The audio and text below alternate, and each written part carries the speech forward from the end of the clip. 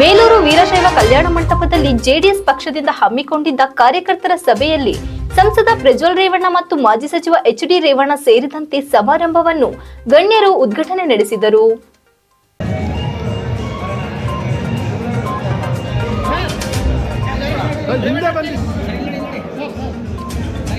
ರೈತಾಪಿ ವರ್ಗದ ಹೊಲಗದ್ದೆಯಲ್ಲಿರುವ ಕಾಂಗ್ರೆಸ್ ಗಿಡದಿಂದ ಬೆಳೆಗೆ ಹಾನಿಯಾಗುತ್ತದೆ ಎಂದು ರೈತರು ಕಾಂಗ್ರೆಸ್ ಗಿಡ ಕಿತ್ತು ಹಾಕಿದಂತೆ ದೇಶದ ಅಭಿವೃದ್ಧಿಗೆ ಮಾರಕವಾಗಿರುವ ಕಾಂಗ್ರೆಸ್ ಪಕ್ಷವನ್ನು ರಾಜ್ಯದಿಂದ ಮತ್ತು ದೇಶದಿಂದ ಕಿತ್ತು ಬಗೆಯಲು ಕಾರ್ಯಕರ್ತರು ಸಂಕಲ್ಪ ಮಾಡಬೇಕಿದೆ ಎಂದು ಹಾಸನ ಲೋಕಸಭಾ ಸಂಸದ ಹಾಗೂ ಹಾಸನ ಜೆಡಿಎಸ್ ಬಿಜೆಪಿ ಮೈತ್ರಿ ಪ್ರಜ್ವಲ್ ರೇವಣ್ಣ ಕರೆ ನೀಡಿದರು.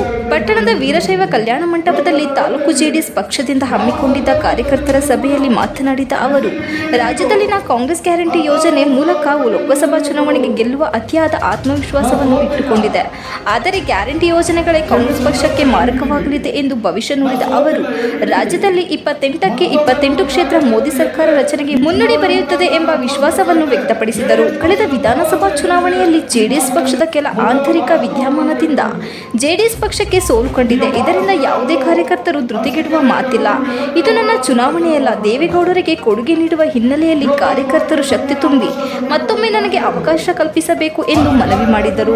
ಮಾಜಿ ಸಚಿವ ಎಚ್.ಡಿ. ರೇವಣ್ಣ ಮಾತನಾಡಿ, ರಾಜ್ಯದಲ್ಲಿನ ಸಿದ್ದರಾಮಯ್ಯನವರ ಸರ್ಕಾರದಲ್ಲಿ ಸದ್ಯ ಭಿನ್ನಮತ ಹೆಚ್ಚಾಗಿದೆ. ಜೆಡಿಎಸ್ ಪಕ್ಷವನ್ನು ಕುಟುಂಬ ರಾಜಕಾರಣ ಎಂದು ಹೇಳುವ ಕಾಂಗ್ರೆಸ್ ಈ ಬಾರಿ ಲೋಕಸಭಾ ಚುನಾವಣೆಗೆ ಸಚಿವರ ಕುಟುಂಬದವರಿಗೆ ಮಣೆ ಹಾಕುತ್ತಿರುವ ಕ್ರಮಕ್ಕೆ ಉತ್ತರಿಸಬೇಕಿದೆ. ಕಳೆದ 9 ತಿಂಗಳಲ್ಲಿ ಕಾಂಗ್ರೆಸ್ ರಾಜ್ಯಕ್ಕೆ ಯಾವ ಅಭಿವೃದ್ಧಿಯ ಕೊಡುಗೆ ನೀಡದ ಬಗ್ಗೆ ಜನತೆಯ ಮುಂದೆ ಶ್ವೇತಪತ್ರ ಹೊರಡಿಸಬೇಕಿದೆ. ಮೋದಿ ಅವರ ಆಡಳಿತವನ್ನು ಇಡೀ ವಿಶ್ವವೇ ಗಮನಿಸುತ್ತಿದೆ ಎಂದ ಅವರು, ಹಾಸನದ ಸಂಸದರು ಕ್ಷೇತ್ರಕ್ಕೆ ನೀಡಿದ ಕೊಡುಗೆ ಅಪಾರವಾಗಿದೆ. ರೈತರಿಗೆ ಬೇಸಿಗೆ ಸಂದರ್ಭದಲ್ಲಿ ಕರೆಂಟ್ ಕಣ್ಣಾಮುಚ್ಚಾಲೆಯಿಂದ ಕೃಷಿಕ ದಿಕ್ಕು ಕಾಣದ ಪರಿಸ್ಥಿತಿಯಲ್ಲಿದ್ದಾನೆ. ಇಂತಹ ಭ್ರಷ್ಟ ಕಾಂಗ್ರೆಸ್ ತೊಲಗಿಸಲು ಜನರು ಮೈತ್ರಿ ಅಭ್ಯರ್ಥಿಗೆ ಬೆಂಬಲಿಸಬೇಕು ಎಂದರು. ಲೋಕಸಭಾ ಚುನಾವಣೆ ಮುಗಿದ ನಂತರ ಕಾಂಗ್ರೆಸ್ ಗ್ಯಾರಂಟಿ ಯೋಜನೆಗಳು ನಿಲ್ಲಲಿದೆ. ಅಲ್ಲದೆ ಜೆಡಿಎಸ್ ಹಾಗೂ ಬಿಜೆಪಿ ಮೈತ್ರಿಕೂಟದ ಅಭ್ಯರ್ಥಿಯಾಗಿರುವ ಪ್ರಜ್ವಲ್ ರೇವಣ್ಣನವರ ಈ ಬಾರಿ ಗೆಲುವು ಶತಸಿದ್ಧ. ಚುನಾವಣೆ ಹತ್ತಿರ ಬರುತ್ತಿದ್ದಂತೆ ಕಾಂಗ್ರೆಸ್ ಪಕ್ಷದಲ್ಲಿ ನಡುಕ ಉಂಟಾಗಿದೆ. ಯಾರು ಸಹ ವದಂತಿಗಳಿಗೆ ಕಿವಿಗೊಡದೆ ತಮ್ಮ ಅಭ್ಯರ್ಥಿ ಗೆಲುವಿಗೆ ನಾವೆಲ್ಲರೂ ಸಹ ಕೈ ಜೋಡಿಸಬೇಕು ಎಂದು ಮಾಜಿ ಶಾಸಕ ಹಾಗೂ ಜಿಲ್ಲಾ ಅಧ್ಯಕ್ಷರಾದ ಕೆ.ಎಸ್. ಲಿಂಗೇಶ್ ಕಾರ್ಯಕರ್ತರಲ್ಲಿ ಮನವಿ ಮಾಡಿದರು. ಈ ಸಂದರ್ಭದಲ್ಲಿ ಮಾಜಿ ಶಾಸಕ ಕೆ.ಎಸ್. ಲಿಂಗೇಶ್, ತಾಲೂಕು ಜೆಡಿಎಸ್ ಅಧ್ಯಕ್ಷ Anantha Subbaraya, B D. Chandregowda, M A. Nagaraj, B M. Doddaveeregowda, G T. Indira, Latha Manjeshwari, C H. Mahesh, Khader, Adduri Chetan Kumar, ಎಂ.ಕೆ.ಆರ್. Somesh, ಮಹಾದೇವಣ್ಣ, Ravikumar, ಕಮಲ ಚೆನ್ನಪ್ಪ, ಮಲ್ಲೇಗೌಡ, ಭಾರತಿ, ರಾಜು, ಮರಿಯಪ್ಪ, ಸತೀಶ್ ಗೌಡ, ನಾಗೇಶ್ ಯಾದವ್, ದಿಲೀಪ್ ಸೇರಿದಂತೆ ಪುರಸಭಾ ಸದಸ್ಯರು ಇನ್ನು ಮುಂತಾದವರು ಹಾಜರಿದ್ದರು.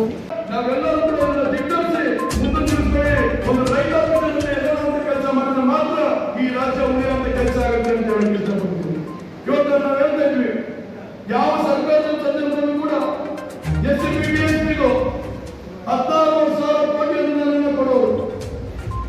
ನಾವು ಸೋತಿಲ್ಲ, ಕೆಲವು ಸಂದರ್ಭದಲ್ಲಿ ಎಡವಿದ್ದೀವಿ. ನಾವು ಸೋತಿಲ್ಲ, ಎಡವಿದ್ದೀವಿ. ಮತ್ತೊಮ್ಮೆ ನಮ್ಮ ಕಾರ್ಯಕರ್ತರು ಎದ್ರೆ ಈ ಚುನಾವಣೆ ಮುಖಾಂತರ ನಾವು ತೋರಿಸಬೇಕಾಗುತ್ತೆ ಜೆಡಿಎಸ್ ಪಕ್ಷದ ಪ್ರಬಲತೆ ಎಷ್ಟಿದೆ ಈ ಭಾಗದಲ್ಲಿ. ಮೊದಲ ಬಹಳಷ್ಟು ಒಡನಾಟ ಇಟ್ಕೊಂಡಿದ್ರು. ಈಗ ಬಹಳಷ್ಟು ಕಡೆ ಅವರು ಅರಸೀಕೆರೆ, ಕಡೂರು ಎಲ್ಲ ಕಡೆ ಓಡಾಡೋ ಕೆಲಸ ಮಾಡಬೇಕಾಗುತ್ತೆ. ಇವತ್ತು ಅವ್ರು ಕೊಡೋಕ್ಕೆ ಅವಕಾಶ ಕೊಡೋದಕ್ಕಾಗದೇ ಇರ್ಬೋದು. ಆದ್ರೆ ಕಾರ್ಯಕರ್ತರ ಮೇಲೆ, ಮುಖಂಡರ ಮೇಲೆ ಪ್ರೀತಿ ಒಂದು ಚೂರು ಕೂಡ ಕಮ್ಮಿ ಆಗಿದ್ರೆ ಇವತ್ತು ಕಾರ್ಯಕರ್ತರನ್ನ ಭೇಟಿ ಮಾಡಿ ಅವರ ಆಶೀರ್ವಾದ ಪಡೆದು ಚುನಾವಣೆಗೆ ಹೋಗುವಂತ ಕೆಲಸ ಮಾಡಬೇಕು ಅಂತ ಹೇಳಿ ಇವತ್ತು ಮೊದಲನೇ ಸಭೆ ಬೇಲೂರಲ್ಲೇ ಆಗಬೇಕು ಅನ್ನೋ ಒಂದು ಭಾವನೆ ಇವತ್ತು ಸಭೆ ಕೊಟ್ಟಿದ್ದಾರೆ. ಈ ವಿಶ್ವಾಸನ, ಈ ಪ್ರೀತಿನ ನಾವು ಸದಾಕಾಲ ನಮ್ಮ ಬೇಲೂರು ತಾಲೂಕಿನ ಜನತೆ ರೇವಣ್ಣ ಸಾಹೇಬರ ಮುಖಾಂತರ ನಾವು ಉಳಿಸ್ಕೊತೀವಿ ಅಂತ ನಮ್ಮ ಜನರ ಪರವಾಗಿ ನಾನು ಹೇಳೋದಕ್ಕೆ ಇಷ್ಟಪಡ್ತೀನಿ. ಪಂಚಾಯತ್